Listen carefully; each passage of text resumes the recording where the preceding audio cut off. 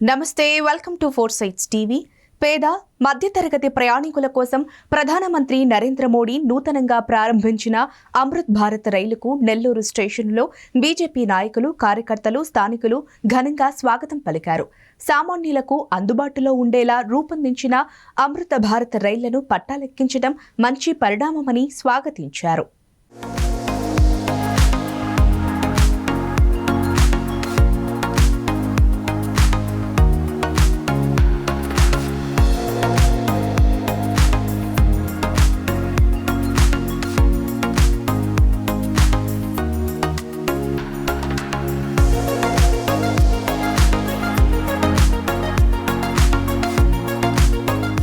వందే భారత్ కంటే మిన్నగా అమృత్ భారత్ ను కేంద్ర ప్రభుత్వం రూపొందించింది. ప్రధాని మోడీ ఇక్కడి నుంచి ప్రారంభించడం జరిగింది. అది ఈ రోజు నెల్లూరు స్టేషన్ కు చేరుకుంది.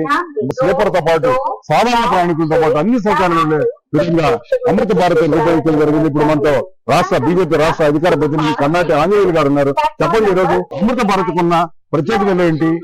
ఎలాంటి సదుపాయాలు ఇటు సామాన్య ప్రజలకు కానీ, ఇటు వాణిజ్య వర్గాల వారికి కానీ, ఇటు వృద్ధులకు కానీ ఏర్పాటు చేశారు? ఈ రోజు ప్రధానమంత్రి నరేంద్ర మోడీ గారి నాయకత్వంలో రైల్వేలు చాలా వేగంగా అభివృద్ధి చెందుతున్నాయి.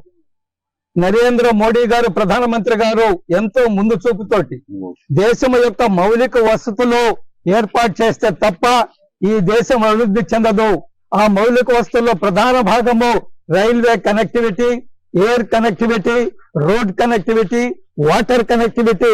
ఈ కనెక్టివిటీ ఏర్పాటు చేస్తే ప్రజలు ఒక ప్రాంతం నుంచి ఒక ప్రాంతానికి చాలా సులభంగా ప్రయాణించే అవకాశం ఉంటుంది.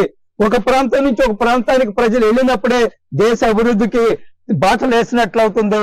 అందువల్ల ఈ లాజిస్టికల్ సపోర్ట్ ఏదైతే ఉందో, ఈ ట్రాన్స్పోర్ట్ సపోర్ట్ ఏదైతే ఉందో, అన్ని రకాలుగా ప్రధానమంత్రి గారు చాలా లోతుగా ఆలోచించే నిర్ణయాలు తీసుకుంటున్నారు. ఇక్కడ మనం చూస్తున్నట్టయితే అమృత్ భారత్ రైలును ఘన స్వాగతం లభించింది నెల్లూరు స్టేషన్ లో. ఇది అన్ని వర్గాల ప్రజలకు అందుబాటులో ఉండే విధంగా రూపొందించిన రైలుగా వారానికి ఒకసారి ఈ సేవలను అందిస్తా ఉంది. ఇది మనం చూస్తున్నట్టయితే ఇది కేంద్ర ప్రభుత్వం సాగిస్తున్న ప్రగతికి ఒక నిదర్శనంగా బీజేపీ వర్గాలు పేర్కొంటున్నాయి. ప్రజలు కూడా ఈ వేగంగా నడిచే రైలు పట్ల ఆసక్తి కనపరుస్తున్నారు.